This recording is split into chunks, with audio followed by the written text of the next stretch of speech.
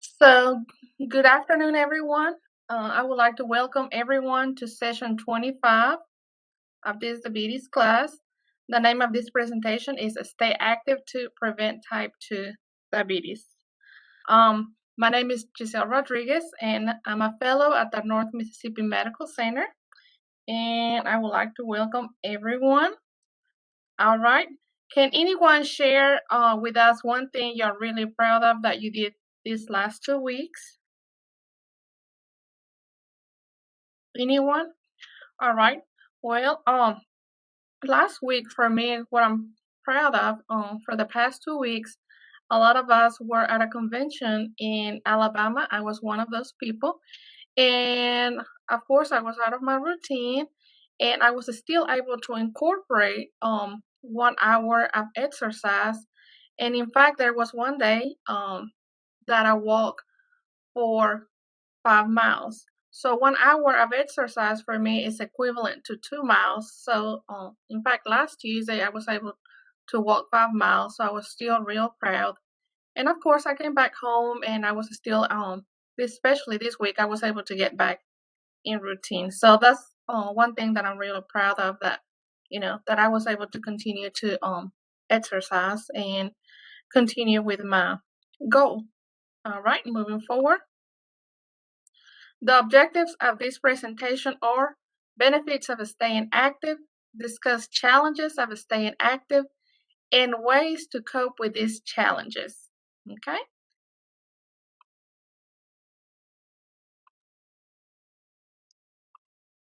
All right.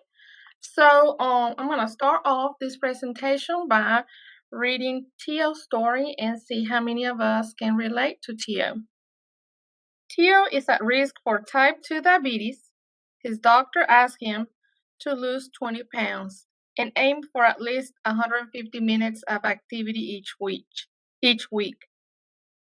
With a lot of work, Tio reaches his weight and activity goals. His blood sugar is normal now, and his doctor says he's no longer at risk for type 2 diabetes. Can anyone tell me what can Tio do to hold on to his accomplishment?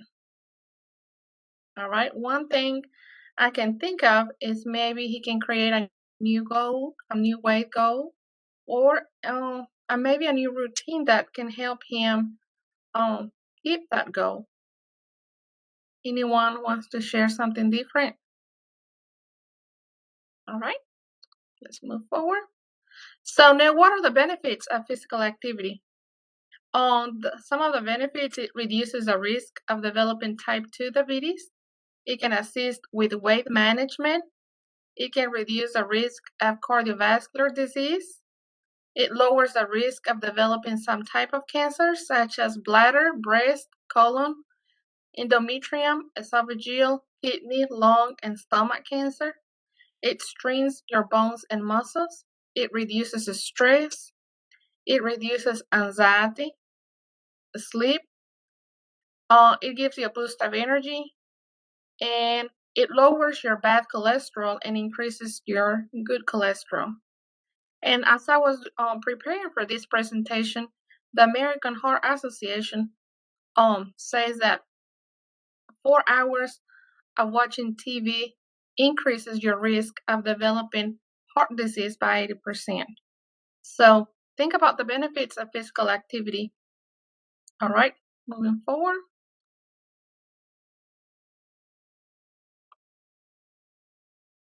All right, so now I'm going to continue to read about Tio.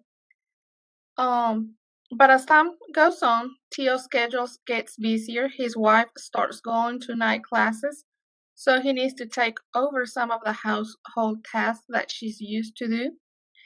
Tio now runs errands during his lunch break, and as a result, he no longer has time to walk during lunch. It is hard for Tio to find time to be active. Plus, he met his weight loss goal, so he feels less motivated. His fitness routine is sleeping. All right. So Can someone tell me what makes it challenging for Tio to stay active? Some of the things that I thought was he gets busier, he lost his interest, and he has an increase on his activities. Now, can anyone tell me what might make it challenging for you to stay active over the long term? For me, it will probably be the weather that makes it challenging to stay active. And, of course, I can relate like to Tio, an increase in activities. All right. Anyone wants to share something different?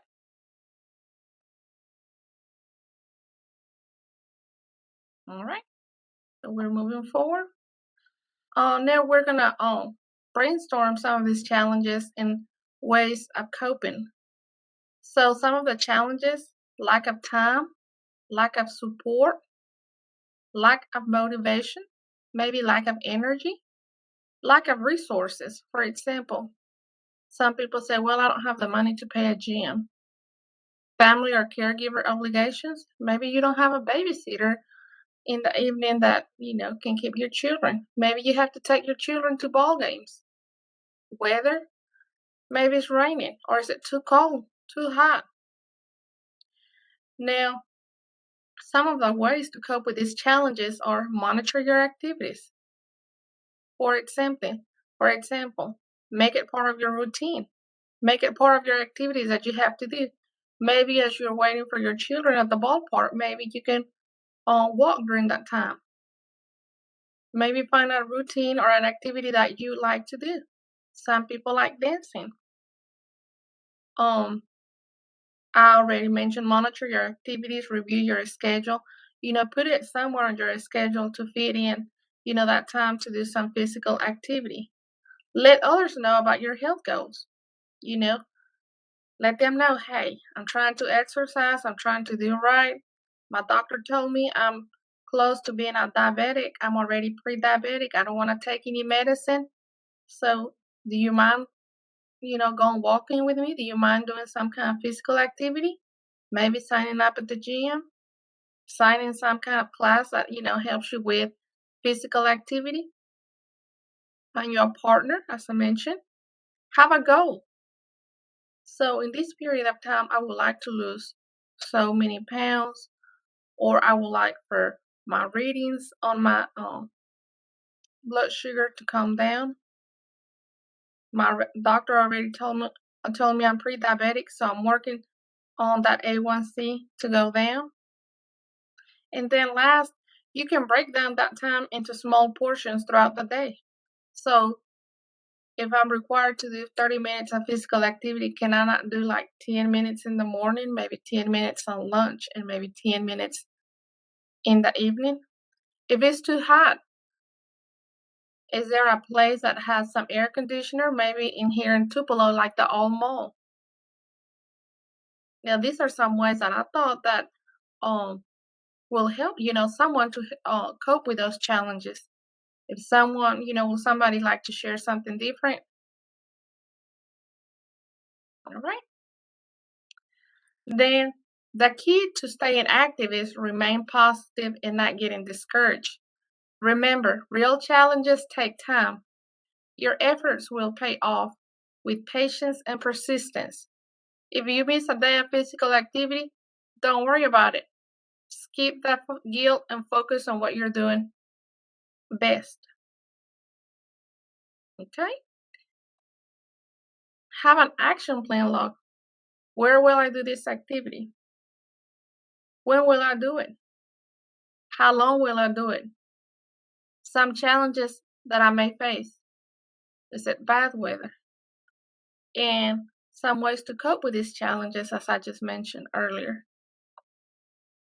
Okay? The American Heart Association recommends at least 150 minutes of moderate to intense aerobic activity each week. They further break down the information and state 30 minutes each day for 5 days out of the 7 days in a week period. Now let's look back. Now, what type of activities did you do before the program, and how do you feel now? Anyone want to share something? Well, for me, I can say that before joining this program, I was not as active as I am now, and now I feel like I have more energy than I used to. I used to walk maybe 2 to 3 days out of the week for maybe 20 minutes. Now I'm walking 5 days for 1 hour. And now I feel like overall, I feel like I have more energy. All right. Anyone want to share something different? I'm still increasing my water intake compared to before. I was drinking like zero water. So I'm pretty proud of myself about the water. Oh, that's great, Miss Cindy. That's great. All right. Anyone else? All right. These are my references that I use. I use the Center for Disease Control and Prevention and the American Heart Association. All right. And that's it for tonight. All right. Well, y'all have a great night, and thank you for attending this presentation.